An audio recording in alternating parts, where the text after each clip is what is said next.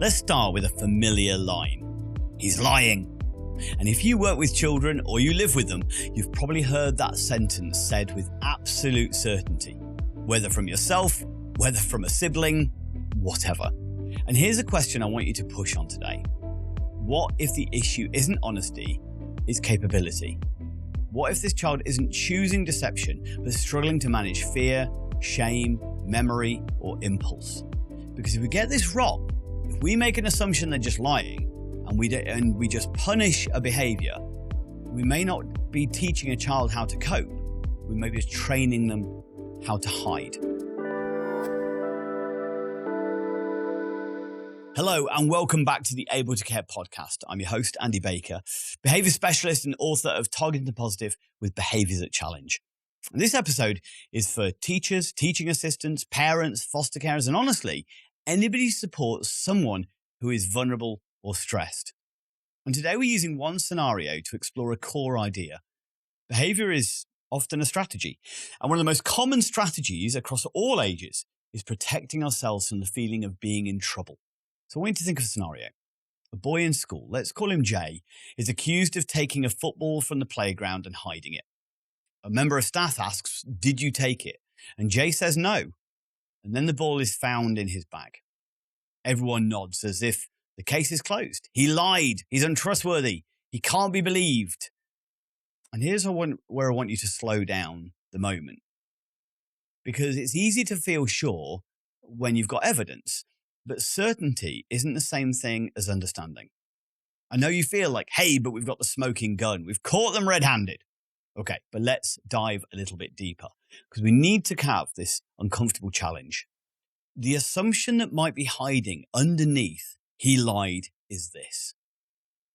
The assumption is that he had full control of himself, full awareness of consequences, and full access to calm thinking, and he used all of that to deceive you.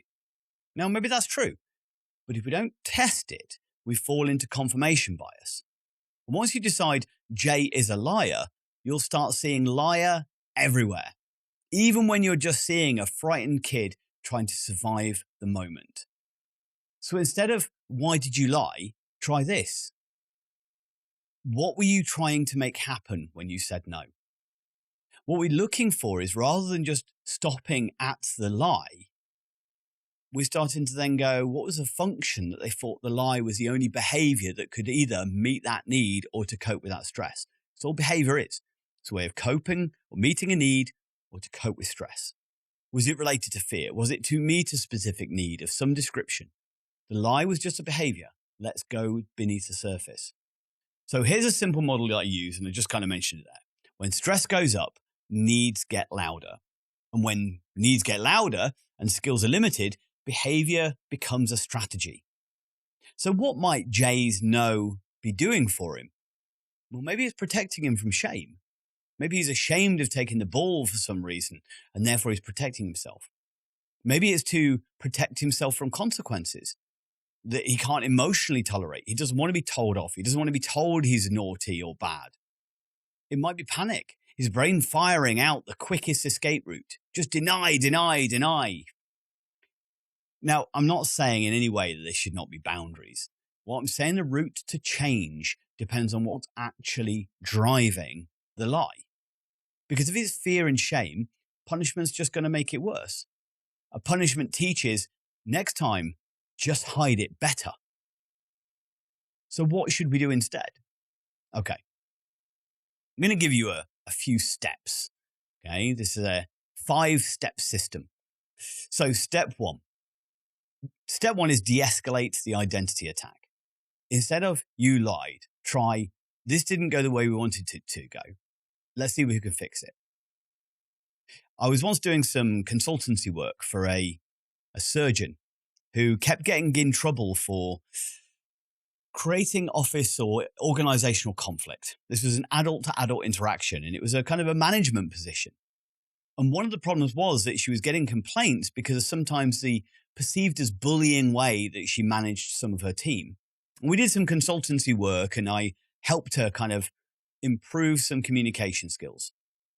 One of the things that I remember saying is one of her team members or a junior nurse had said they'd done something that they hadn't done. And so she confronted this junior nurse and said, now, why did you lie? And this created immediate kind of negativity. It created this dynamic of authority versus subordinate, and the subordinate felt bullied, felt belittled, felt humiliated. So when we coached through, I explored a different way that she could have addressed it. Hey, I've just found out about this. I'm just wondering why you didn't feel it was okay to be honest with me.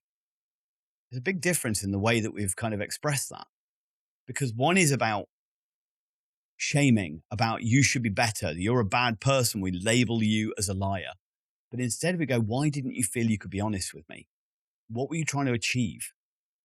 So let's start off by step one, de-escalate the identity attack. Don't label as a liar, but why? Okay, that didn't go the way we wanted. Let's see if we can fix it together. Because liar becomes an identity and people defend themselves from identities. So step two, separate the facts from the feelings. You can say, I found the ball in the bag. That's the fact, right? And I'm guessing you're worried about being in trouble. That's you modeling truth, but with empathy, rather than truth as a weapon. If we get one way we're doing it is kind of the ha-ha, got ya. And the other is, I know the facts of the situation. Now I'm trying to understand what's going on and how we can help. So step three, build the replacement behavior. So you need to teach a script. The kind of, I did it, I panicked, I need help fixing it. That's what we kind of really want this kid to be able to communicate, right? Yeah, I did it. I panicked in that moment. What can I do to make it better?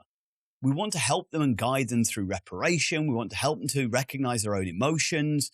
We want to recognize, yes, they did something wrong, but it doesn't make them a bad person. It's that recognition of, hey, you got overwhelmed. You got caught in the moment.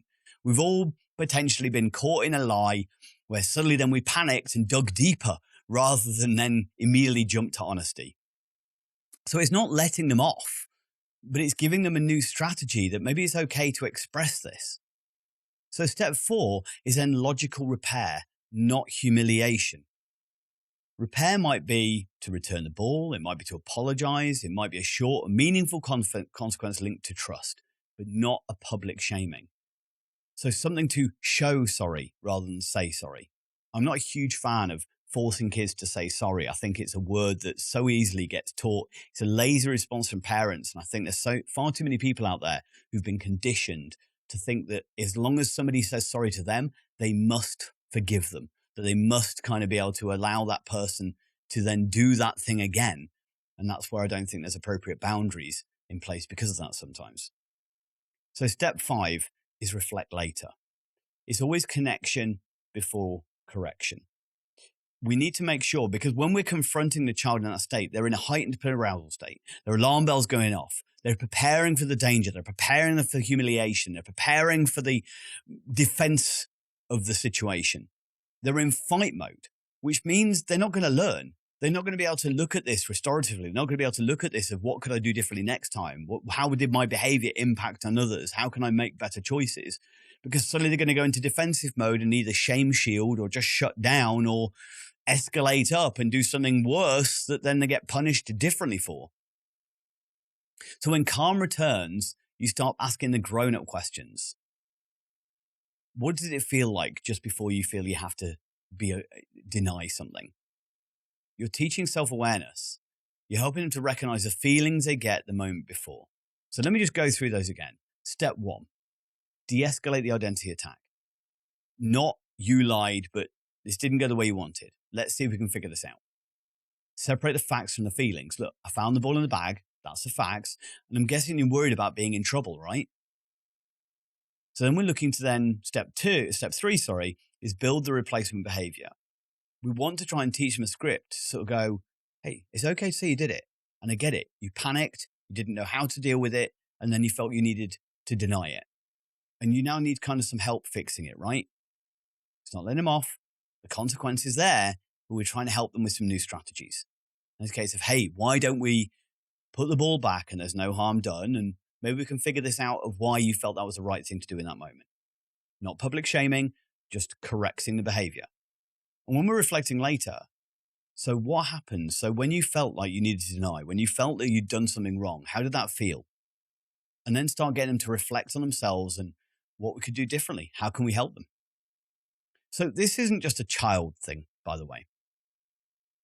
In parenting, how many times does lying show up around screen times, mess, arguments, food? If you treat it as a moral failure, you're more likely to get secrecy. If you treat it as fear plus skill gap, you can teach honesty with safety. There's many adults out there that sometimes will give mistruths or tell stories. Adults sometimes deny things out of pride, embarrassment, fear of losing control. And if you corner them, all you're going to get is escalation. In dementia, sometimes memory changes and that can look like lying when it's actually confusion or confabulation. And if you attack it with facts, sometimes that just leads to distress. So, throughout this conversation, we've just looked at kind of the restorative principles as far as something like lying is concerned. I'm not excusing dishonest behavior, although there's many times that many of us lied and recognized that actually it was something potentially positive. But the takeaway is, before you label it as a character flaw, test whether it's a coping strategy. Look at, again, why this, why now? Why did they choose to lie rather than be honest? Why did it feel safer for them to lie than to be honest? There's often a little exercise that I do, and you can have a go at doing it at home some of you may have done this before with me on other episodes, but I'd like you to fold your arms in a way that feels comfortable to you. And I'd like you to have a look on top. Which arm you've got on the top of the arms, okay? So if you're watching on home, I've got my left arm on the top. And then I want you to do is tap your thighs with both hands or touch your head with both hands and then fold your arms the other way. You might find it feels awkward, difficult, uncomfortable. You may not have even been able to do it. Now, you don't really understand why you fold your arms one way or on the other, but it feels comfortable, it feels safe, and it's just what you do. For some individuals, if they've been lying for a long time as a way of keeping themselves safe, lying can feel as safe and as comfortable as the way you usually fold your arms. And then being able to tell the truth can feel as uncomfortable and overwhelming as changing the way you fold your arms. If you found this useful, please like, comment, and share. And if you want your team or your home to have a consistent approach that balances boundaries with dignity, that's exactly what we teach in the ABLE target system for schools, for care homes, in adult, child, foster care, doesn't matter. And if you want deeper frameworks and practical examples, it's in my book, Targeting the Positive with Behaviours that Challenge. Cheers. Have you ever encountered an adult or child's behaviour that has felt difficult, overwhelming, or challenging? Have you sometimes felt at a loss of what to do, or know that you didn't handle it quite right? People are complex and unpredictable, and their behaviour can be like the weather. We've all made the mistake of looking out the window and feeling safe to wear shorts, but 5 minutes later wishing for an umbrella. What if, like a weatherman, you understood how humidity, temperature, and pressure all come together to cause the weather, allowing you to better prepare, predict, and respond, and prevent ever having a picnic ruined by a thunderstorm ever again? My book, called Targeting the Positive with Behaviours that Challenge, helps you to become the weatherman of behaviour. It provides you with a toolkit to increase competency, confidence, resilience, and empathy, so you feel more assured about how to respond to distressed or dysregulated behaviours in others, including those affected by trauma, mental health, neurodiversity, learning disabilities, or dementia. Build better connections, achieve de-escalation, and improve outcomes for yourself and those you engage with my celebrated 6-stage target model, a step-by-step process to reduce distress for everyone. Discover my empowering, person-centered guide in Targeting the Positive, written by me, Andy Baker, available from online bookstores worldwide. Find a link in the description and order today.